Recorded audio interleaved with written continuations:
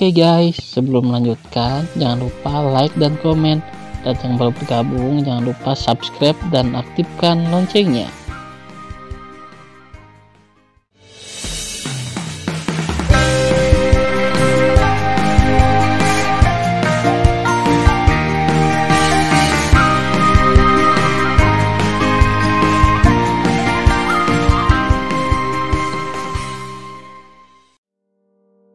Episode 453. Melanjutkan cerita sebelumnya. Tiba-tiba suara kesakitan si Wan Ruo berhenti.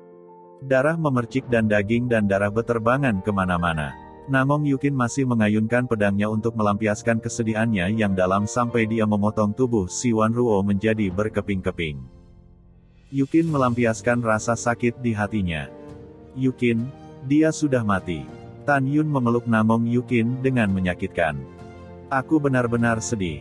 Aku sangat benci dan benci. Aku benci si Wan Ruo, dan aku benci Raja Suci Namong.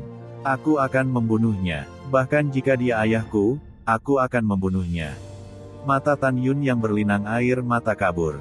Dia memeluk Namong Yukin lebih erat dan berkata, lagi pula, Raja Namong adalah ayah kandungmu. Kamu tidak bisa membunuh ayahmu sendiri, ini sangat manusiawi.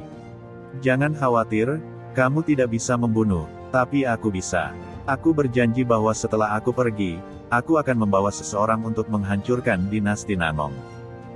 Dengan kenyamanan konstan Tan Yun, Namong Yukin secara bertahap berhenti menangis. Tan Yun, aku lelah, aku ingin beristirahat sebentar. Duan Changtian menyerahkannya kepadamu, dan membunuhnya. Membunuh kaki tangannya yang jahat. Oke, setelah Tan Yun mengendurkan Namong Yukin, dia tiba-tiba mencabut janggut emas dan alis emasnya. Kemudian kulitnya yang kendur menjadi kencang dan menjadi penampilan tampan aslinya. Tapi sekarang fitur wajahnya yang tampan menjadi sangat terdistorsi. Suara mendesing. Sosok Tan Yun melintas dan menunggangi Duan Changtian. Dia meraung, ketika aku dan Yukin menikah, mereka dipisahkan secara paksa olehmu. Karena Yukin dibawa pergi olehmu, ibuku sering membasuh wajahnya dengan air mata. Kamu memberiku pil, yang membuatku kehilangan ingatanku tentang Yukin. Setelah aku memasuki Huangfu Sengsong, aku bertarung dengan Yukin beberapa kali. Aku hampir membunuhnya beberapa kali. Kebencian ini, aku ingin menyelesaikannya denganmu hari ini. Tanpa menunggu kata-kata Tan Yun, dia diinterupsi oleh Duan Changtian. Kata-kata Duan Changtian selanjutnya membuat Tan Yun marah.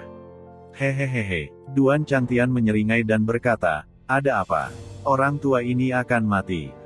Bahkan jika kamu membunuhku, kamu dan Yukin, seorang pelacur kecil, telah mengalami semua penderitaan. Saat berikutnya, Tan Yun tiba-tiba memikirkan sesuatu. Matanya sedikit menyipit dan berkata sambil tersenyum, jangan berpikir kamu terlihat seperti babi mati yang tidak takut air mendidih. Orang tua, buka matamu dan lihat baik-baik apa ini. Dengan itu, Tan Yun melambaikan tangan kanannya, dan kekuatan spiritual berkumpul di udara menjadi gambar memori. Ketika Duan Changtian melihat gambar berikutnya dari gambar memori, matanya tersumbat dan dia menangis dengan sedih. Tidak. Kakak kedua. Tan Yun, apa yang telah kamu lakukan pada saudara keduaku?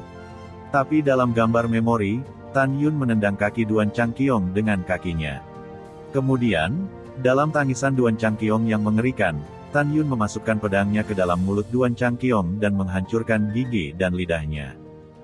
Kemudian gambar memori tiba-tiba terganggu. Tan Yun, kamu bajingan kecil, apa yang telah kamu lakukan pada saudara keduaku? Kutukan ketakutan Duan Changtian tiba-tiba terputus. Haha, Tan Yun tertawa marah. Kenapa? Apa kamu merasa tidak enak? Sayang sekali aku tidak memberitahumu. Bukankah kamu sangat tenang sekarang? Tidakkah kamu pikir aku tidak bisa berurusan denganmu? Persetan denganmu. Tan Yun menjambak rambut Duan Changtian dengan tangan kanannya dan meraung. Aku ingin membunuhmu ketika kupikir kau memisahkan Yukin dariku dan sangat menyakitinya. Duan Changtian, masih ada hal-hal indah di belakang. Kamu harus melihat dengan baik. Tan Yun mengayunkan tangan kanannya lagi, dan tak lama kemudian sebuah bayangan memori mengembun di udara rendah. Ketika Duan Changtian, yang hancur, melihat pemandangan di gambar, dia tiba-tiba menjadi marah dan menyemburkan seteguk darah. Di matanya, Tan Yun tidak melihat tindakan apapun dalam gambar itu. Tiba-tiba, klik, Tan Yun menendang dada Duan Feixiong. Dadanya runtuh, mulutnya menyemburkan darah, dan dia jatuh ke tanah. Layar terganggu lagi. Duan Changtian melihat adegan tragis putranya, yang lebih buruk daripada membunuhnya. Di matanya yang merah, air mata berlumpur mengalir, dengan putus asa melihat ke atas dan menabrak Tan Yun. Plak! Tan Yun menamparkan wajahnya, seperti babi. Tan Yun mengendarai Duan Changtian dan tersenyum marah, "Aku tidak akan memberitahumu, putramu dan saudara laki-lakimu yang kedua sudah mati. Atau apakah mereka disiksa siang dan malam? Kakak keduamu dan putramu berani menjadi mata-mata di Huangfu Seng Song kami. Hehe, caraku selalu kejam terhadap mata-mata." Setelah Tan Yun menemukan Duan Changtian dan benar-benar marah, kemarahan Tan Yun meletus. Dia mengendalikan kekuatan tinju kanannya dan terus memukul kepala Duan Changtian. Bang bang. Dengan setiap pukulan, percikan darah. Kemarahan, kebencian, kemarahan Tan Yun. Dia telah menunggu terlalu lama untuk hari ketika dia ingin memotong musuhnya. Di luar dia menunggu selama beberapa dekade, tetapi di dalam menara dia menunggu selama ribuan tahun. Ketika Duan Changtian dihancurkan tanpa bisa dikenali, Tan Yun berteriak, "Pergi ke neraka." Tan Yun mengangkat tangan kanannya dan memukul kepala Duan Changtian dengan tinjunya. Sebelum dia bisa melarikan diri dari kolam roh, 10 jiwa domainnya terkubur dalam abu. Ho ho. Pada pemikiran Tan Yun, seberkas api besar terbang keluar, membakar tubuh Duan Changtian hingga kehampaan. Kemudian dia membakar tubuh Si Wan Ruo entah kemana, hanya menyisakan kepala yang mati. Yukin, di mana Ru Yanchen?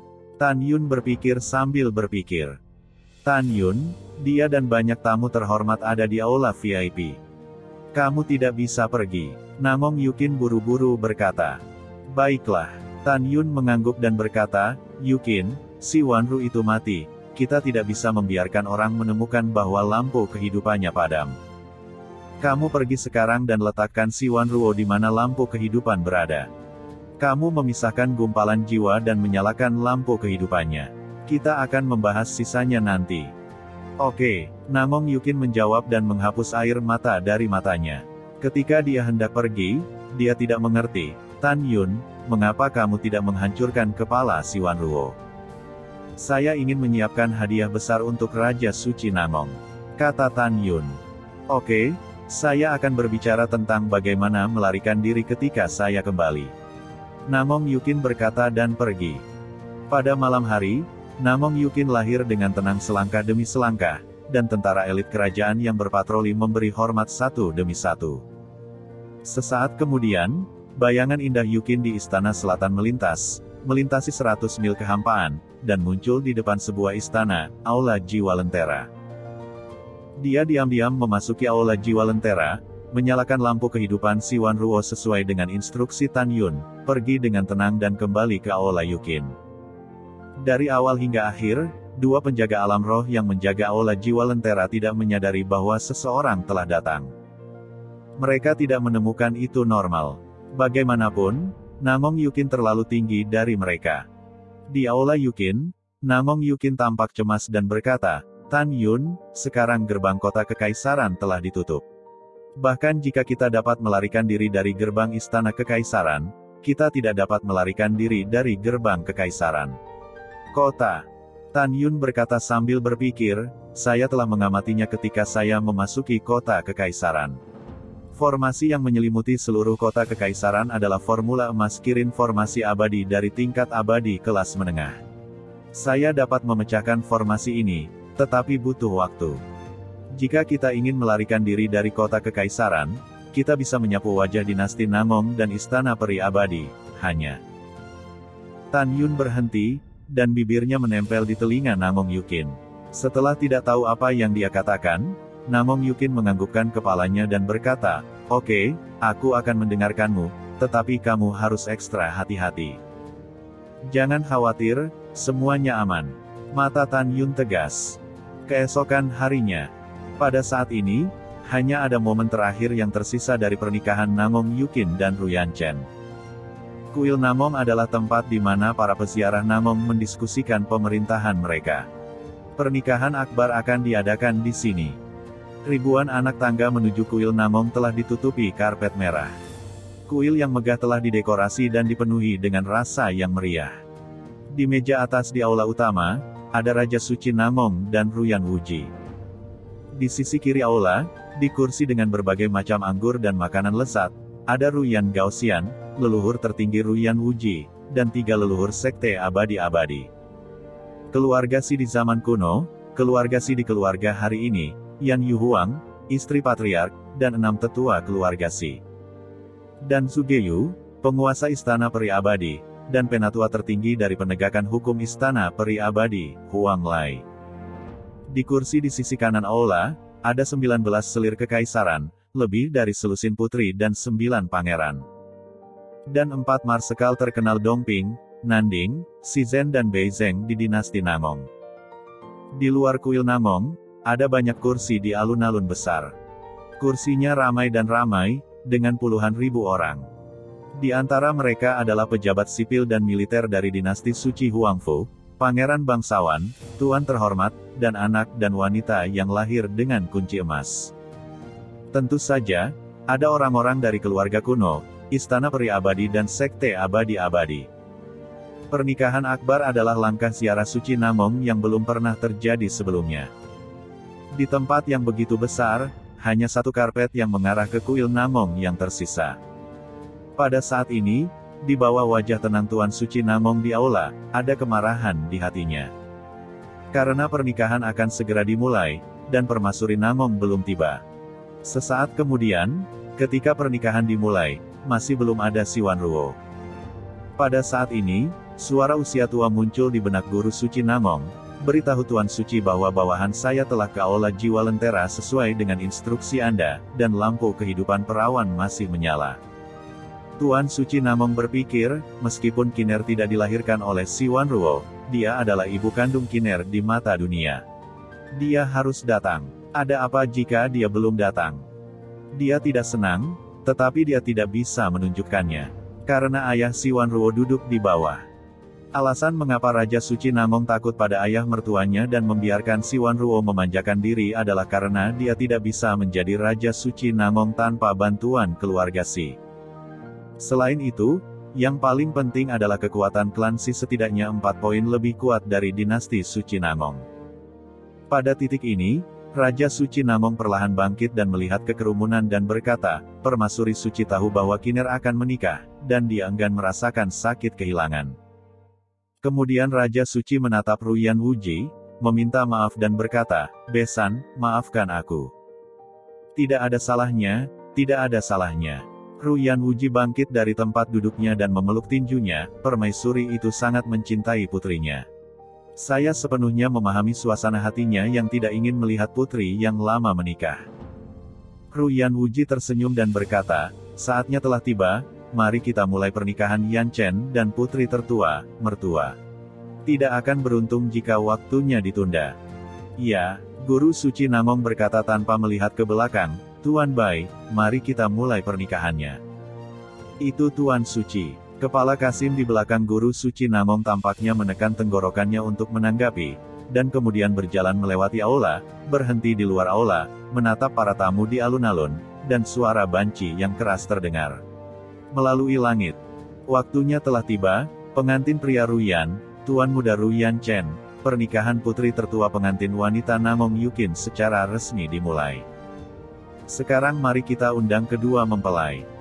Begitu kata-kata itu jatuh, di luar gerbang emas di ujung alun-alun, gong dan genderang tiba-tiba berisik, dan Ruyan Chen, yang mengenakan pakaian pengantin pria, berjalan berdampingan dengan Namong Yukin, yang mengenakan pakaian pengantin.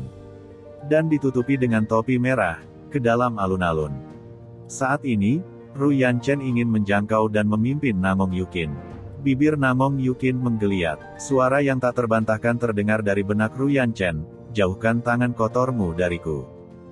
Ruyan Chen berkata dengan mencibir di dalam hatinya, pelacur, tunggu sampai kamu memasuki kamar pengantin malam ini, dan lihat bagaimana tuan muda ini bisa menaklukkanmu. Setelah mengambil kembali tangan kanannya, Ru Yanchen masih tersenyum seperti angin musim semi dan berjalan berdampingan menuju kuil dengan Namong Yukin. Sepanjang jalan, pelayan istana di kedua sisi terus menyebarkan kelopak bunga. Gaun merah dari lantai ke langit-langit Namong Yukin panjangnya 3 kaki, dan ada 2 wanita istana yang mengangkatnya dengan tangannya.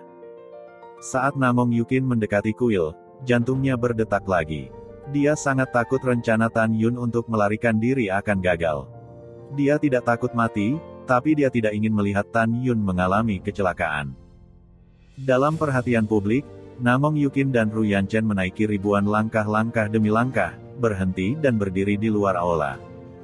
Kepala Kasim berkata dengan keras, "Sekarang, tolong berikan hadiah kepada para tamu terhormat." Begitu suara itu jatuh, Si Potian dan berkata sambil tersenyum, "Pemimpin klan saya, beri saya Giok Ruyi, tingkat abadi." Si Potian menjauh dari kursi, lalu muncul di luar aula dan menyerahkan Yuruyi kepada Kepala Kasim. Setelah Kepala Kasim memasukkan Yuruyi ke dalam cincin surga dan bumi, dia berteriak, "Kepala keluarga Si, berikan Giok Ruyi, alat abadi kelas bawah." Pengantin memberikan hadiah terima kasih. "Terima kasih, kakek." Namong Yukin tampak bahagia. "Terima kasih, kakek," kata Ru Yanchen dengan hormat. Si Potian dan berkata sambil tersenyum, "Mulut Cener benar-benar manis. Sebelum Anda dan Kiner menyembah langit dan bumi, mereka memanggil kakek pemimpin klan kami, hahaha. Kakek berharap kalian bersenang-senang bersama." Setelah itu, Si Potian berbalik dan pergi. Selanjutnya, selir kekaisaran dan 4 marsekal di istana mengeluarkan harta dan senjata ajaib dan memberikan hadiah ucapan selamat. Saat ini, tidak ada yang tahu bahwa lengan Namong Yukin menyembunyikan menara suci terbaik yang indah. Mulut Tan Yun di menara menguraikan senyum, karena dia mendengar bahwa hadiah ucapan selamat dari Grand Marshal dari Ekspedisi Utara, salah satu dari 4 Grand Marshals, adalah api atribut api tingkat abadi kelas atas, True Spirit Skyfire. Pada saat berikutnya, para tamu terhormat di alun-alun memberikan hadiah ucapan selamat satu demi satu. Kepala Kasim berteriak, "Pengantin, sekarang sembah langit dan bumi." "Tunggu." Tiba-tiba terdengar suara tua, "Saya punya hadiah lain." Pada saat berikutnya, Tan Yun, yang menyamar, muncul dari udara tipis antara Namong Yukin dan Ru Yanchen, mencengkram leher Ru Yanchen dengan tangan kirinya, dan leher Namong Yukin dengan tangan kanannya.